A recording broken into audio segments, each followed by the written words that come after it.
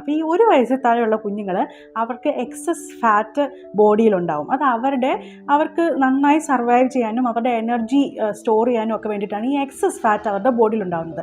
ഈ 1 വയസ്സുകൊണ്ട് കുഞ്ഞുങ്ങൾ എന്ത് വേഗമാണ് വളരുന്നത്. തീരെ കുഞ്ഞായിരുന്ന കുഞ്ഞുങ്ങൾ 1 വയസ്സെത്തുമ്പോൾ വരുമ്പോൾ എന്തൊരു വലിയ മാറ്റമാവല്ലേ വരുന്നത്. അല്ലെങ്കിൽ തന്നെ ഈ ചെറിയ പ്രായത്തിൽ മാസങ്ങളുടെ വ്യത്യാസത്തിലാണ് വലിയ വലിയ മാറ്റങ്ങൾ കുഞ്ഞുങ്ങൾക്കുണ്ടാകുന്നത്. അതുകൊണ്ട് ഈ 1 വർഷക്കാലം, ഈ ഏകദേശം ഒരു കണക്കാണ് ഞാൻ പറയുന്നത്, അവർക്ക് എക്സസ് ഫാറ്റ് ബോഡിയിൽ വേണ്ടത് അവരുടെ ആവശ്യമാണ്. അതുകൊണ്ടാണ് അവരങ്ങനെ ഇരിക്കുന്നത്.